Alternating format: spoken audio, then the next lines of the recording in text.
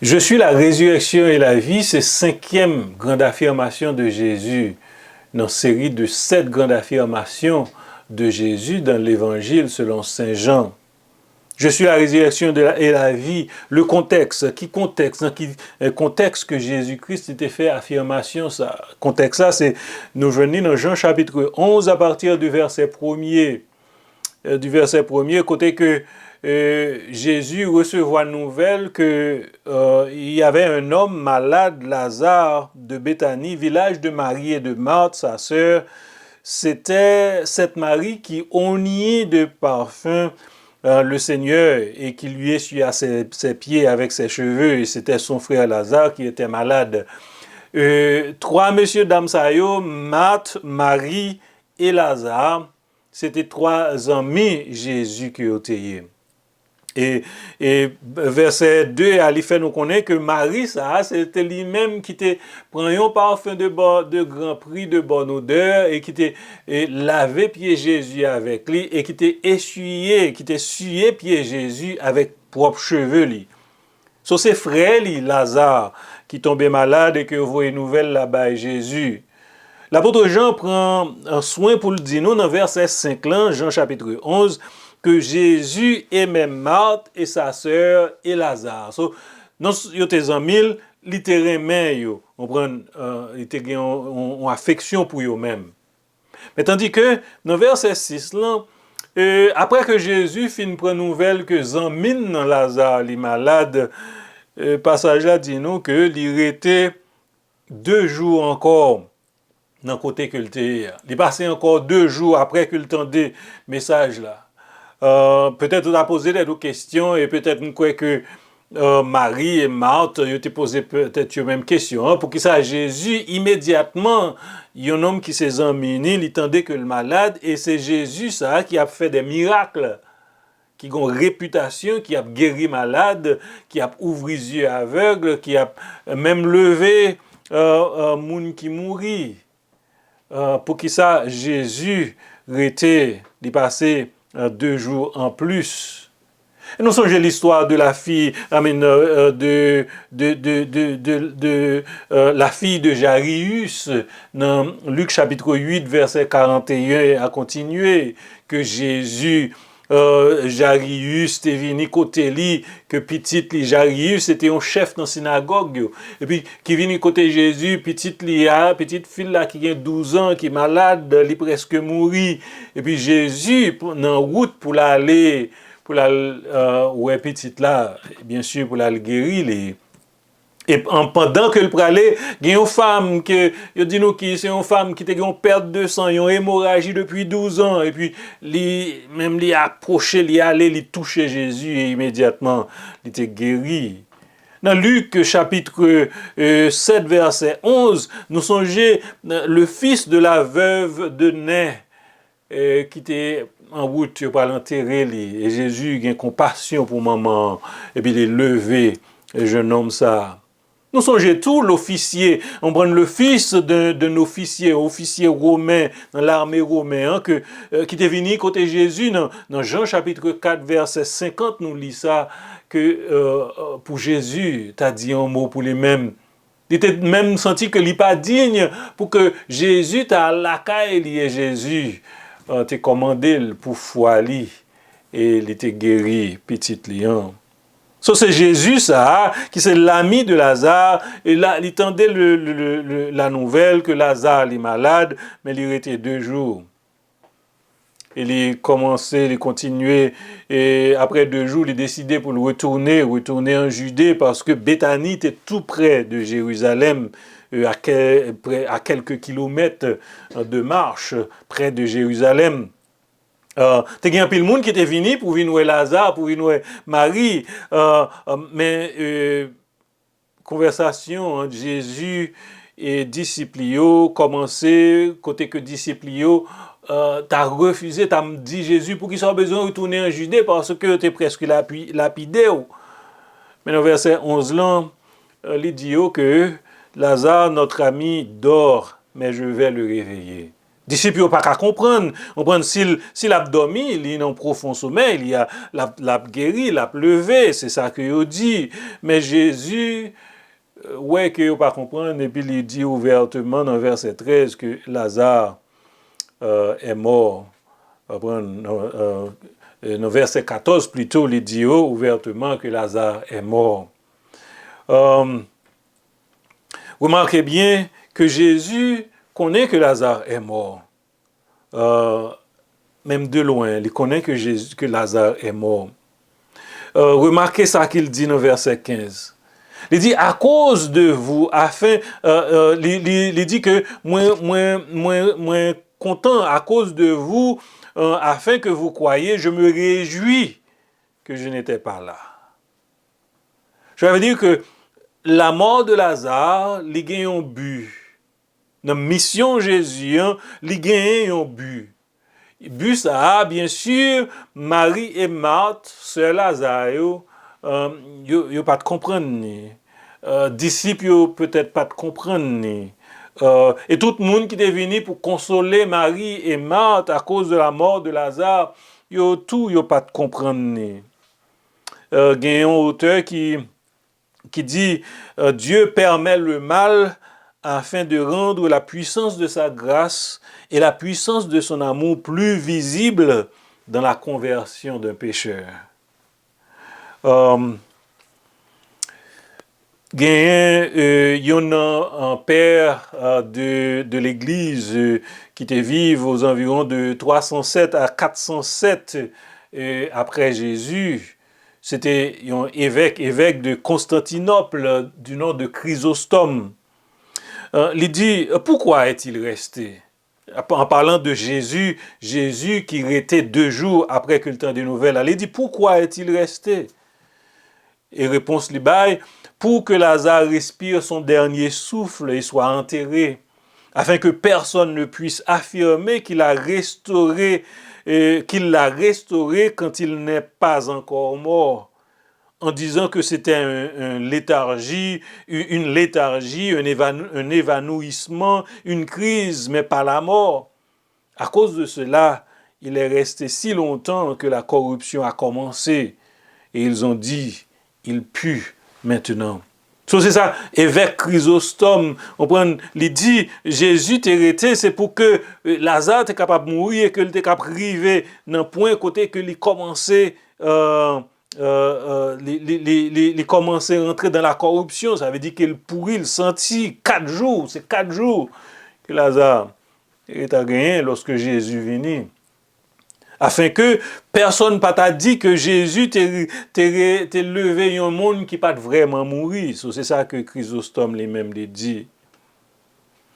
Jean Calvin, le grand réformateur protestant, il dit quand les croyants implorent avec l'assistance, quand les croyants implorent alors l'assistance de Dieu, mais qu'ils apprennent aussi à suspendre leur désir s'il ne leur tend pas la main dès qu'ils pensent que la nécessité l'exige. Car quel que soit son retard, il ne dort jamais et n'oublie jamais son peuple. Mais soyons aussi pleinement assurés qu'il souhaite que tous ceux qu'ils aiment soient sauvés. Toujours, c'est un rapport avec le temps que Jésus-Christ lui prend avant que lui vienne pour le venir zamina famille zamina qui malade en parlant de Marie et de Marthe.